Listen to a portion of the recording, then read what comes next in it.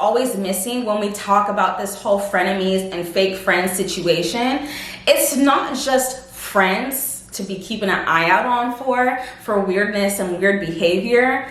Sometimes the biggest female threats women have are within their families. I may be young, but I'm ready to give you all my love. Hey you guys, welcome back to my channel. It's michelleamoree, and if you are new here, hi, hello, welcome. So today's video is going to be much more of a somber type of girl talk, but I think this is like real talk that we as women need to be reminded of every now and then, and just to have that mental note to recheck our circle and verify that the people that we keep around ourselves are the people that need to be there. As many of you have probably heard by now, Shanquella Robinson is a 25-year-old black woman who recently died in Cabo while vacationing with her friends, or friends I should say. Her story has truly broken so many people's hearts, and it's especially sat heavy on my heart ever since I heard about it. So in today's video, we're gonna go in talking about the whole idea of frenemies, how to spot them, and how to get rid of them ASAP. But before we get into all of that, this video is kindly sponsored by Dossier Perfumes. They sent me another one of their lovely perfumes that I'm gonna go ahead and try out for you guys today. So if you don't know, Dossier is a brand that reproduces your high-end luxury scents, but at a fraction of the cost. They cut out that brand tax so that you're able to get the same beautiful scent, but at a much affordable rate. They do have a risk-free system, so you're able to try out and test out the perfumes. And if you're not vibing with it much, you can go ahead and return it for a full refund, no questions asked. Now getting into this new scent that I have here, this scent is called Flower Bomb by Victor and Wolf. So I'm very much so a girly girl, so I love floral, sweet notes. So let's go ahead and try this one out. This one is beautiful. So beautiful. It definitely lives up to its name. It's giving me flowers, but it's giving me flowers that actually smell good, because real flowers do not smell good to me. And it's so light and airy. It definitely smells like an everyday kind of scent that you can easily put on and be out the house and still be amazing and receive compliments. This perfume specifically starts at like $80–90. Dossier sells it for like $29. Y'all literally cannot beat that. If you go ahead and buy their perfumes in bulk, 3 or more, you can get up to 25% off your entire order. Go ahead and check out Dossier. A link to their website will be in the description box down below. And I also have a discount code where you can also get money off your purchase. Now moving on to the Shanquella story. My heart breaks for this girl, and it also breaks for her family, because no one deserves to go on a vacation that's supposed to be for a good time and not come home. So the case is still evolving and all the details aren't even out yet. The FBI just started its investigation,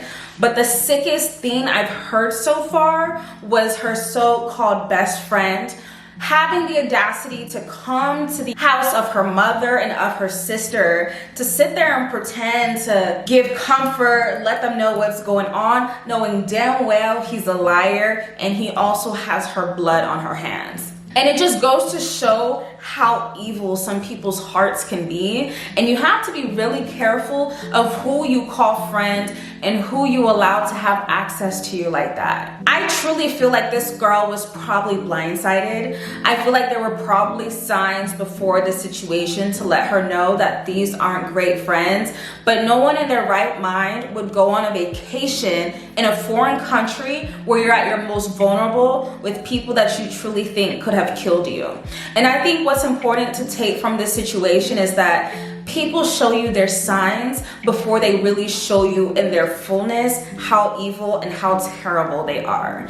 And one thing that we as women really have to do is to be very careful to pick up on certain signs, pick up on things that don't seem like such a big deal but are extremely telling of the nature of that person and the kind of heart they have towards you. One thing I truly believe and I maintain is that as friends, we can have issues, we can have arguments, we can have disagreements. Like, that's normal. We're two different people with two different backgrounds. We're just different. So it's obvious that sometimes we're going to have our misunderstandings and our falling outs.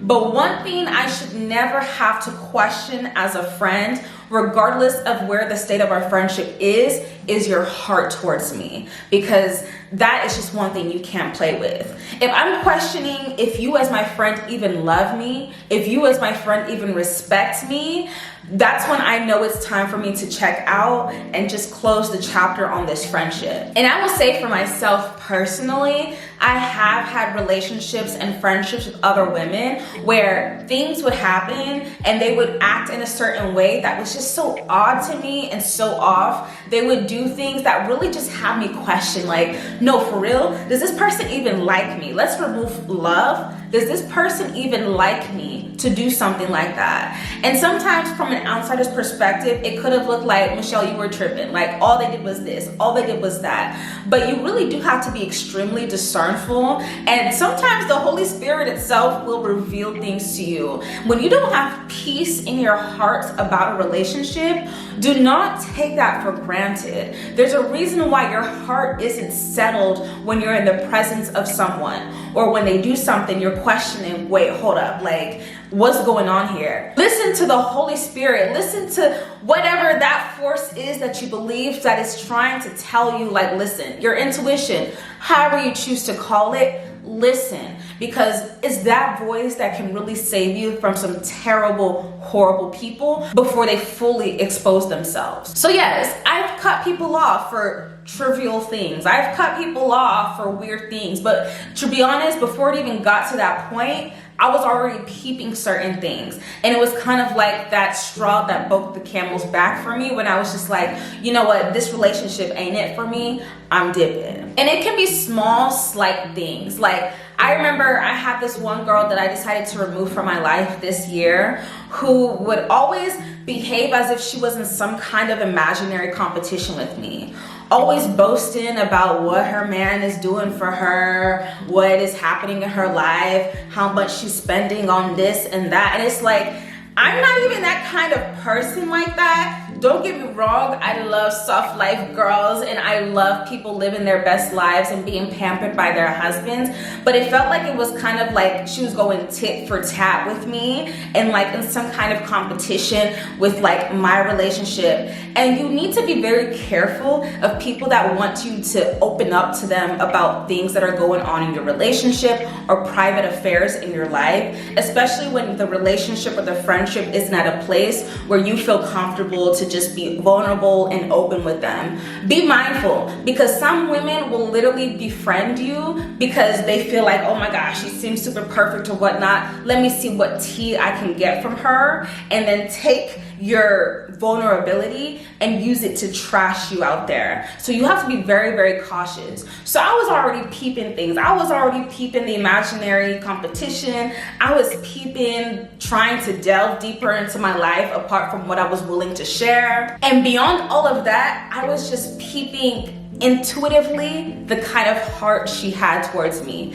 I knew from the jump that this wasn't somebody that I wanted to be close to. And I would tell my husband that. I would be like, you know what, babe, I'm going out for brunch with this person, I'm doing this with this person, but I really feel like something is off, something is wrong. And he'd look at me like, why are you still hanging out with this person? Why are you still going out? And I feel like sometimes we as women try to suppress that inner voice just for the sake of having people to go out with, having people around you, having people to do things with. And I will be very honest, it is much better to have your peace and know that you are protected than to surround yourself around people that you're questioning their motives and you're questioning their heart towards you. It is not worth it whatsoever. And so the girl finally did something that really just exposed her fully for me. And I don't want to go into too much detail about it, but it has something to do with her coming to me, talking to me about some things that people were talking about And mind you, these are people who are on vacation. So she was like, she was on a trip with some girls and one of them started talking some stuff about me, and then she came to me to tell me that. And the kind of woman I am, one, I don't know these people. Even if I know them, if you're talking about me while you're on vacation, clearly you're pressed, and clearly that has nothing to do with me. That's a personal issue that you guys need to go and settle out. But intuitively, I just knew that this girl was not the type to sit there and be like, hey, don't talk about my friend, da da da da da da. No, I really felt like this was somebody who was involved in that conversation, and it had me question, well, if these are your close friends and y'all close enough to go on a whole trip together, why do they feel so comfortable talking about a girl that they don't know like that? Like, why is that the kind of women you surround yourself with? Because I know the kind of conversations I have when I'm surrounded by my closest friends. I know the things we discuss. I know how we relate to each other. So those are the kind of people you hang around with, and you were bold enough to come to me and bring some mess to me. Now I'm looking at you sideways and I'm like, what do we even have in common? Like, what is this relationship for? And so me being the kind of person I am, I will cut people off and I won't say a word because I'm not interested in having no kind of closure. I think the thing about that whole closure conversation I would really have to understand, sometimes having that closure conversation is disrespectful to you. Because if I have to come to you and tell you, listen, this is what you did and this is really messed up and yada, yada, yada, yada, to a point it's like, if I have to tell you that, maybe we just weren't even meant to be. Maybe this relationship just wasn't meant to be, because there should be certain lines drawn that we just understand not to cross. And when it's crossed, it has me looking at you some type of way, like, why do we need to even talk about that? But at the same time, I will say it is important to have grace in relationships, and I have benefited from grace because I'm not a perfect person and I've done my own fair share of mistakes in my relationships, and so I'm grateful for grace, and I know it's important to extend that. But you know the difference between relationships and friendships where you need to have that kind of closure, where you need to be open and talk about, hey, this is the misunderstanding we've had, and then you know the others where you just need to close that door and leave it at that. There's no need to go back and talk. There's no need to try and figure things out. You just know you need to leave that situation as is and proceed with your life. I truly believe that certain relationships and certain friendships aren't deserving of that, and not everyone is deserving of that kind of energy from you, so proceed accordingly. On that same note though, I have had to end certain relationships and certain friendships that I truly loved, and to this day I will say with my full chest, some of those friends I still love to this day, and I would never allow anybody to be around me or in my vicinity and talk negatively about them, because whether or not we're friends or whatever have you, I have love for you, and I will continue to have love for you despite the state of our relationship. So I don't play with that. And me being the kind of person I am, I typically am the kind of person where I'm ready to leave a relationship, I just end it and I just kind of cut them just abruptly and leave it at that. And I have had to learn that you need to decipher the relationships where you should do that and the relationships you don't. For some of my true friends that I truly felt like we had a friendship, they were deserving of that closure conversation. They were deserving of me going to them and being like, hey, I didn't appreciate this, I didn't like this, I don't think our season of friendship needs to continue past this point. They were deserving of that. And I went back and I expressed that to them, and I told them that, hey, I'm not trying to reopen this friendship door, but I do want to tell you that I was wrong for cutting you off like that. I was wrong for moving like that. Please accept my apology, and I wish you all the best in life. So we as women just have to be discernful about how to navigate our friendships, how to know when it's time to end a friendship, and how to end that friendship. And my approach might be different from yours, but whatever approach you take, make sure it's the kind of approach where when you end a friendship and when you end a relationship, that's clearly communicated to that other person, and there's no waffling back and forth, because that creates very destructive situations where people can truly hurt you. Now, one thing that I think is always missing when we talk about this whole frenemies and fake friends situation, it's not just friends or quote unquote friends to be keeping an eye out on for weirdness and weird behavior. Sometimes the biggest female threats women have are within their families. We live in a world where mothers can be jealous of their daughters, mother-in-laws can be jealous of their daughter-in-laws, sisters can be jealous of each other, cousins can be jealous of each other. It's like female nature doesn't just change just because you guys are blood related. And I think these are the relationships where you have to be even more careful about, because these are the people who have the closest access to you, and these are the people under the guise of being family can do the most harm to you. And I'm currently in a season dealing with this. I've dealt with this, and I can tell you personally how I navigate this. I will quickly, and I mean with a quickness, remove myself. We don't have to talk. We don't need to be on the phone kikiing it up.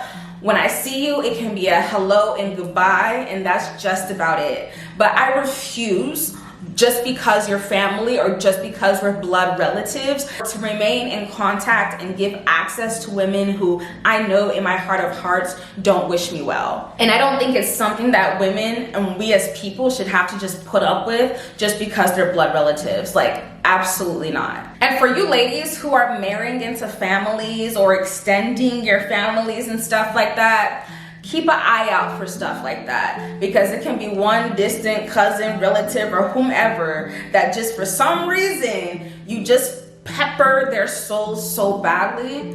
Be very careful and be very discernful, because you never know who the enemy will use to really try and destroy you and destroy your life or your relationship.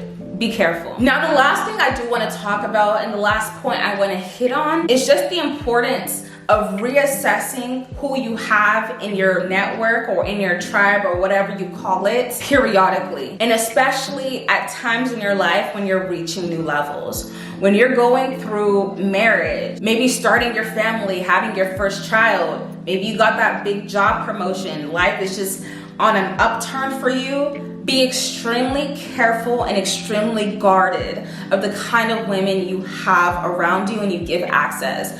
Because here's the thing, especially when you're the kind of person who just shines in life, shines in whichever room you're in, you are going to attract people, and you're going to attract both the good and the bad. You're gonna have women who come up to you and approach you and they're like, look, I see you, sis. I like you, like, let's get to know each other. I want to be friends with you.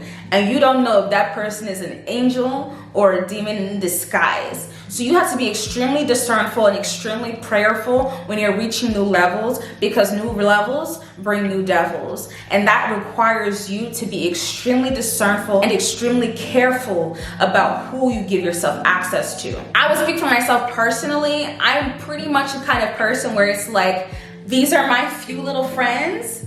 I love them dearly. I'm good. But obviously with life, as you evolve and you enter new chapters, you begin to meet different people. And I think friendship and sisterhood is such a beautiful thing. And when you have it, you keep it, you treasure it, you protect it. And I also believe that there is possibility and there is room to find new sisters as you travel through life and you get older and wiser. But even with that said, you cannot be too friendly of a person to just allow everybody and anybody to have access to you.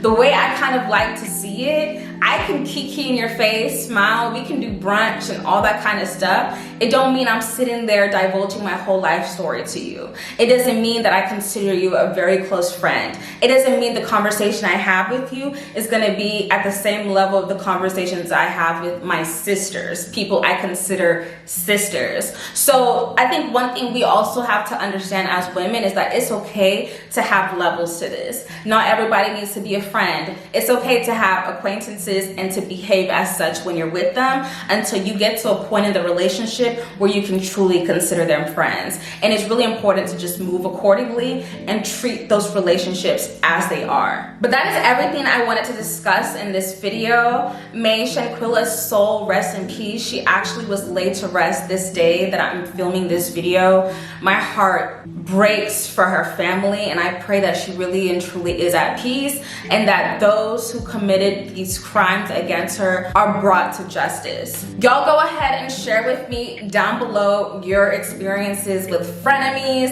and your thoughts on anything said in this video. Let's have this dialogue, let's have this conversation, because although it's a very popular one, it's one that we continuously need to be reminded of so that we're just moving in a way that keeps us protected. Please go ahead and like, share, and subscribe, and I will see you guys in my next one. Bye. You a bad girl and your friends bad too. Oh, you got the swag, saucy drippin' swag too. Oh, you a bad girl and your friends bad too. Oh, you got the swag, saucy drippin' swag too. Oh.